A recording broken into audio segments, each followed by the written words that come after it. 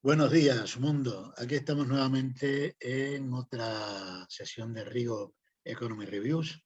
Estoy de nuevo con mucho gusto con vosotros y agradezco, como siempre, lo primero a todos aquellos que han seguido y leído mis intervenciones visto, leído mis intervenciones anteriores.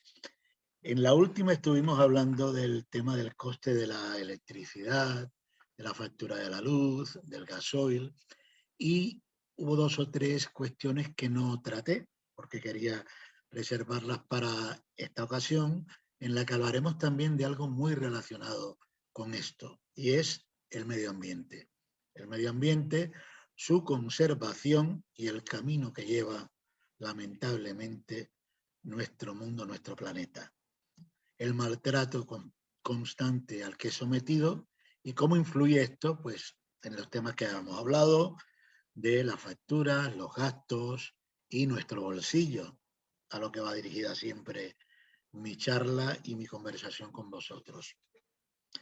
En primer lugar, hay un punto que no toqué cuando me refería al coste de la electricidad y a la relación en el mercado de la oferta y la demanda. No me referí a que el origen de la producción de cualquier hidrocarburo es el gas y que el gas es un bien todavía más escaso que el petróleo en el mundo actual y que además este gas pues también está muy sometido y sufriendo enormemente las embestidas del mercado. El gas, como ya he dicho, no abunda y el precio del gas también está completamente disparado. La elevación de este precio es una influencia directa en el coste de la materia prima, me refiero al petróleo. Pero, ¿cómo se relaciona todo esto con el medio ambiente? Hay un acuerdo a través de diferentes conferencias internacionales que se han realizado dentro del marco del G20 y a nivel mundial sobre la conservación del planeta, y en el que se ha hablado siempre de la necesidad de reducir al máximo las emisiones de CO2 a la atmósfera. Empezamos a hablar, si mal no recuerdo, de este tema del planeta y su conservación con aquel, pienso que recordáis, asunto de la capa de ozono, del orificio que se estaba abriendo en la capa de ozono en los polos, cómo esto hacía que la influencia de la radiación solar era mayor sobre el planeta Tierra y por lo tanto también afectaba a los cambios climáticos y afectaba a la vida del ser humano. Pues de alguna manera se han llegado a acuerdos para reducir la emisión de CO2, cosa indispensable y necesaria si queremos que este planeta dure unos cuantos años más. Pero ¿qué pasa? Que en el tema del CO2 se establecen cuotas para la emisión de CO2 a la atmósfera. Y esas cuotas, una de las empresas que primero tienen que pagarlas son las empresas que funcionan, refinan y explotan los hidrocarburos. Ellos por esas emisiones tienen que ir pagando unas cuotas, esas cuotas a medida que más gastan, pues tienen que, o más emiten, perdón, CO2 a la atmósfera, más pagan, y eso eleva el coste del material. Al final, ¿qué ocurre? Pues que ese coste de la emisión se transfiere al coste de la materia prima y sucesivamente se va transfiriendo al final hasta la factura de los infelices mortales que las pagamos, que somos nosotros. Claro, te dicen las fábricas, bueno, pues si a mí me graban la emisión del CO2, pues yo lo tengo que repercutir y por lo tanto lo tendrá que pagar el usuario que gasta este material. Y ahí viene el tema también de otro factor que influye en la elevación de la factura. Yo en el tema de las facturas y lo que repercuten las multinacionales en dichos costes y en los precios, siempre tengo mis análisis, mis puntos de vista.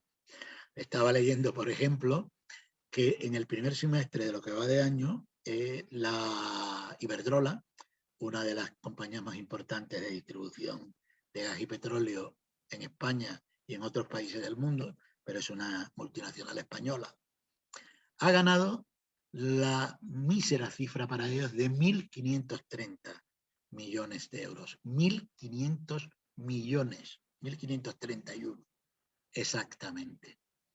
Lo que representa un 13% menos que el mismo periodo del año anterior. Bueno, ¿no será suficiente? ¿O es que hasta dónde vamos a llegar con los precios que tiene que pagar el usuario para que estos señores sigan ganando miles de millones? Todo negocio es negocio y hay que ganar dinero. Creo que ya lo he dicho. No será nunca mi análisis, es que el mundo puede existir sin márgenes de ganancias que a la gente no solo le permita vivir, sino invertir en el propio desarrollo del negocio y compensar su trabajo y su inversión. Eso es como nosotros ganamos un salario por el trabajo que hacemos, pues también lo entiendo. Pero hay límites. Lo que no puede ser, como ya dije, es que el coste del kilovatio hora esté entre 1,04 y 1,06 euros, como había dicho, la hora, y que para que las personas, pues grabándonos de esa manera el precio, ganen miles de millones. Tiene que haber una correlación en este tema, como obviamente la tiene que ver en la emisión de CO2 al medio ambiente, y esas emisiones son las que destruyen obviamente al planeta. Por lo cual, es buscar un equilibrio. Eso es complicado. O sea, cada vez que aquí se va a discutir en España, me refiero un tema de acuerdos salariales o acuerdos de tipos de contrato o reformas laborales, pues tienen que sentarse los sindicatos, los empresarios, el gobierno, y difícilmente se ponen siempre de acuerdo. Y cuando se ponen de acuerdo, siempre cada parte tiene que perder algo, porque cada uno tira para su lado. Pero no puede ser, no puede ser. Esto tiene que tener un nivel de acuerdo y de regulación en la que no paguemos los usuarios finales todo el gasto que representa o que se repercute, o el coste que se repercute en la producción de los materiales que usamos. Si no, vamos a llegar a unos niveles realmente inadmisibles, porque aquí hablaríamos, cada vez que converso de algo me vuelve a salir el tema inflación. Obviamente la inflación significa el aumento del coste de la vida, hablaremos de esto con más detenimiento, y si sube un 6%, para que nosotros no perdamos nivel en nuestras vidas, que podamos compensar lo que nos obligan a pagar con ese aumento de los precios por la inflación, también tengamos ese aumento en los salarios. Lamentablemente no ocurre así. En algunos momentos de la historia, en España, por ejemplo, las pensiones u otros ingresos han estado directamente vinculados a la subida de la inflación o a la variación de la inflación, pero desde que vino la crisis del 2008, luego el tema COVID, eso se ha olvidado, ha quedado como en el baúl de los recuerdos. Y eso es una parte importante. Cómo nosotros podemos o tenemos que ser capaces de poder compensar la subida de los gastos o la subida de lo que nos cuesta comprar los servicios, pagar el petróleo, pagar la gasolina para el coche, directamente en relación con el aumento de la inflación y con el aumento de nuestros ingresos. Si no, es que todos los días seremos más pobres y cada día estaremos con menos posibilidades de ir a estos cambios o a poder asumir estos aumentos.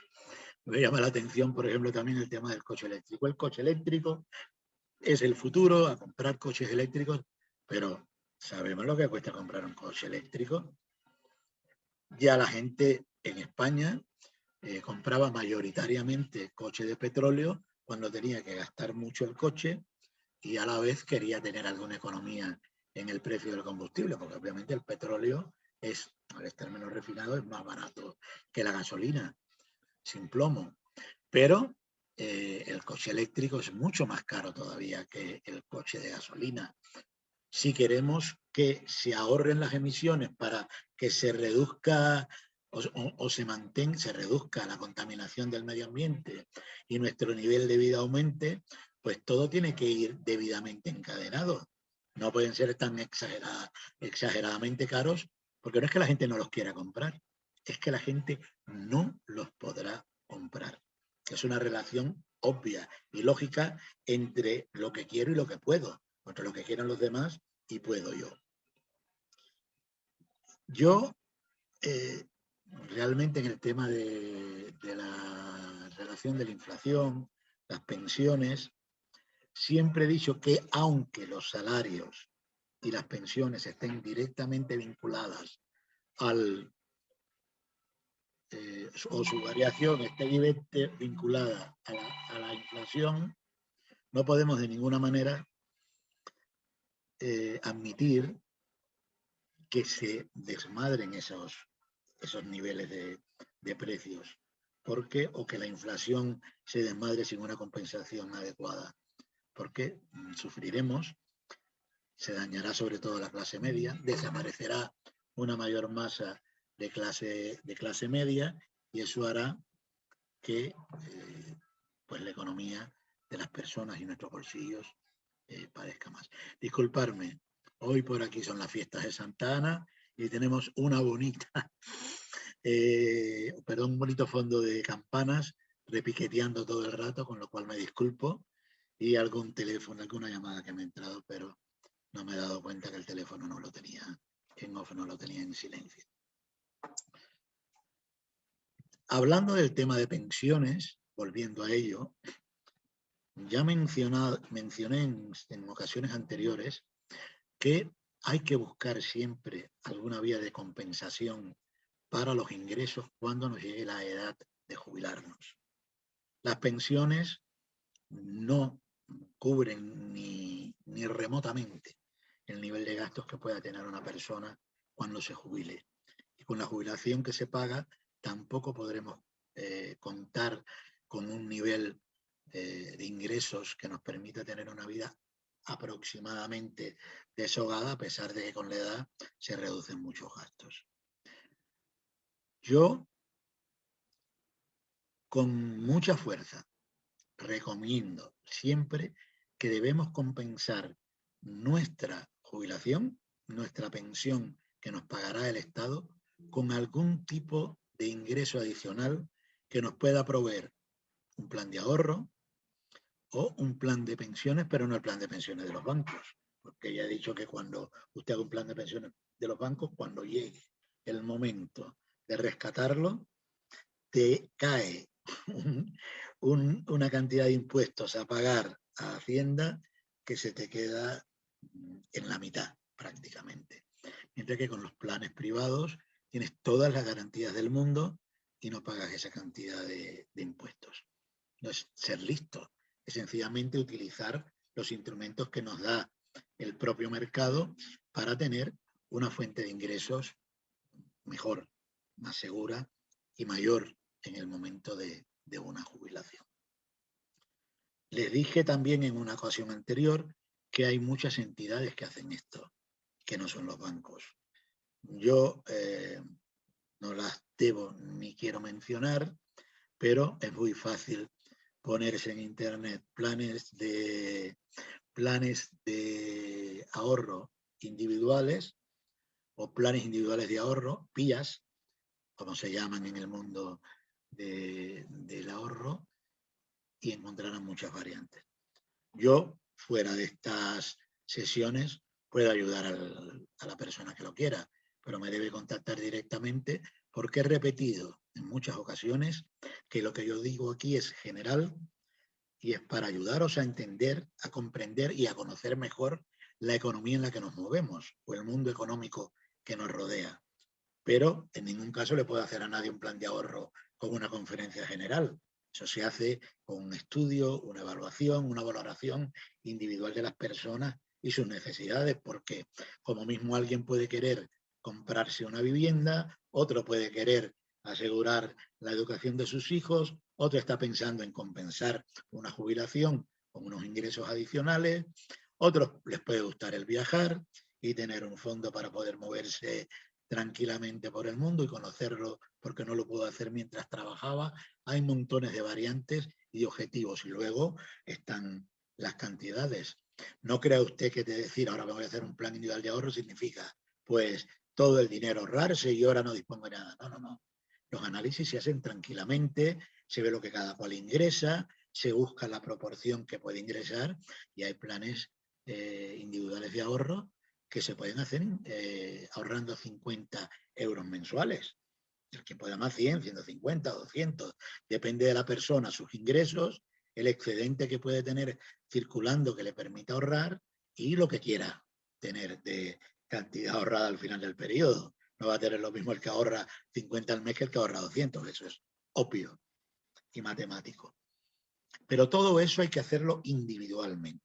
Si me contactan individualmente, yo pues tengo todos los instrumentos del mundo para ayudaros, pero no a través de este medio. Aquí le doy las ideas para que vosotros penséis y os sentéis a reflexionar, porque hasta los mismos estados han estado hablando en muchas ocasiones de ¿y por qué no se obliga a la gente a que se haga un plan individual de ahorro? Hombre, tampoco es obligatorio. Hay quien no puede, pero la mayoría puede. Lo interesante de los planes de ahorro es que la mayoría puede, porque usted gane poco, gane mucho, hay una cantidad, una pequeña masa de dinero que puede separar para ahorrar cada mes. Eso me consta, eso nos pasa a todos. Pues si no quieres y no te lo propones, no la tendrás. Pero si te lo propones, la encuentras. Oiga, y saber que usted puede tranquilamente al cabo de 15 años comprarse su casa y no estar 30 años pagando una hipoteca, hay una diferencia. Y que lo puede comprar sin hacer una hipoteca con todo lo que lograba el banco, a pesar de que es verdad que en estos momentos el interés con que se graban las hipotecas es relativamente bajo, porque el MIBOR, o sea, el interés que marca, el mínimo que marca los bancos europeos para calcular los intereses de la hipoteca, sigue siendo negativo, nulo, con lo cual son bajos.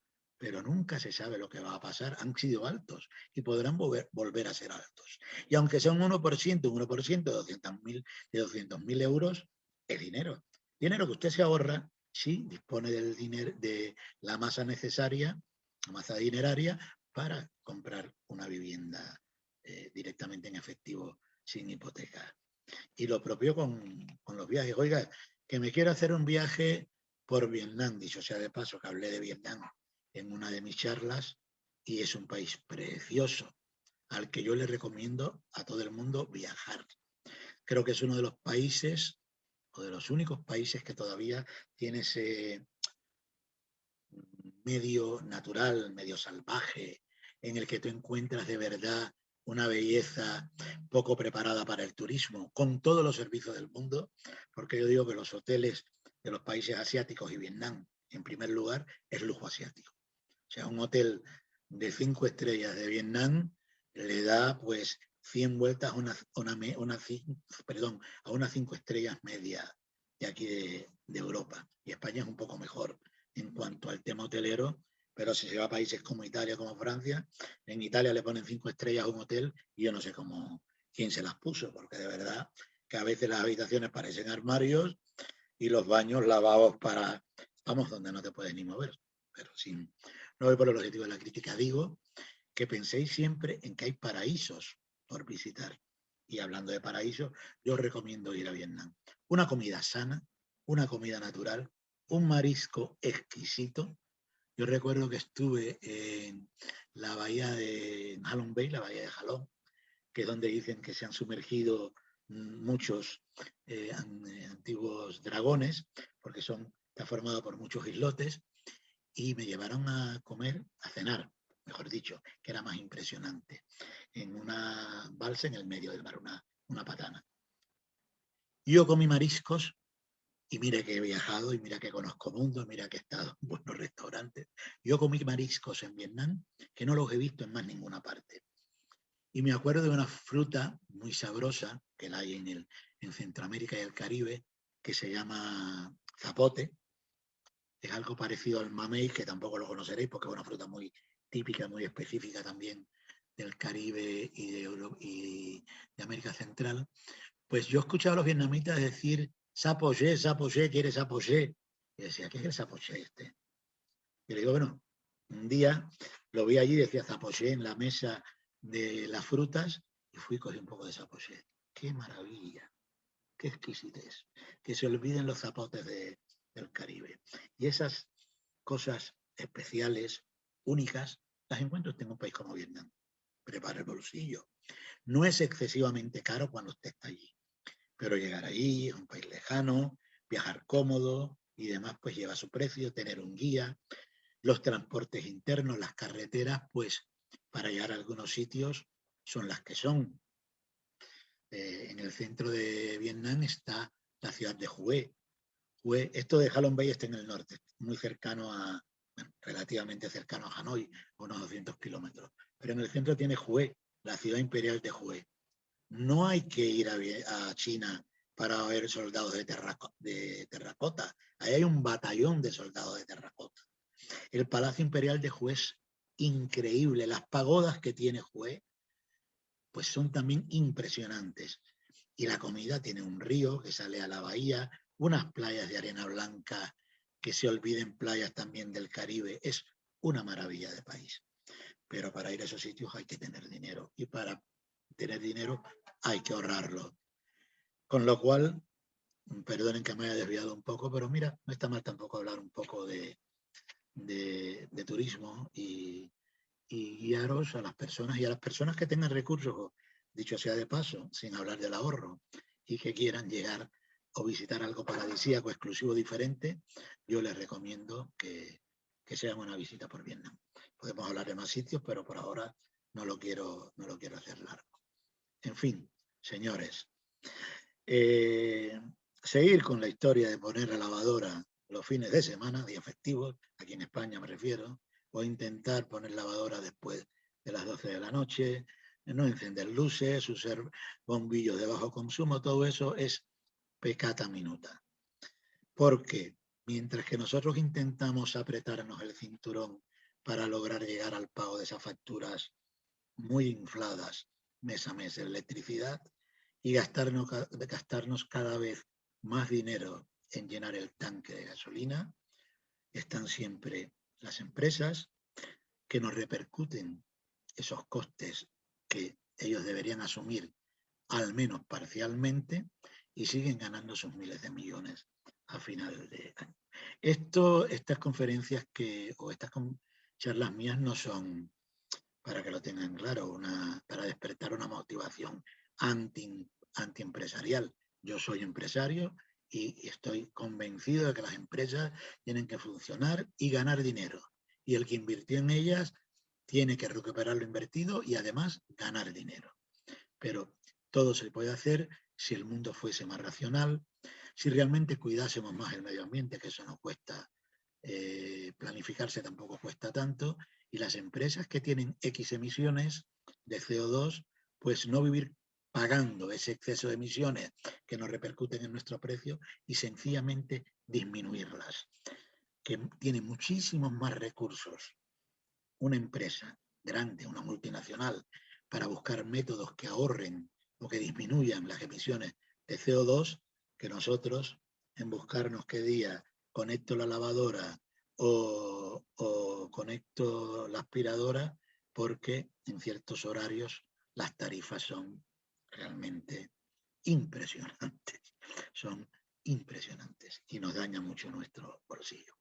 Pues es un poco lo que quería comentar hoy. Seguimos hablando, seguimos al habla, seguimos encontrándonos y seguimos aquí, donde sois bienvenidos todos.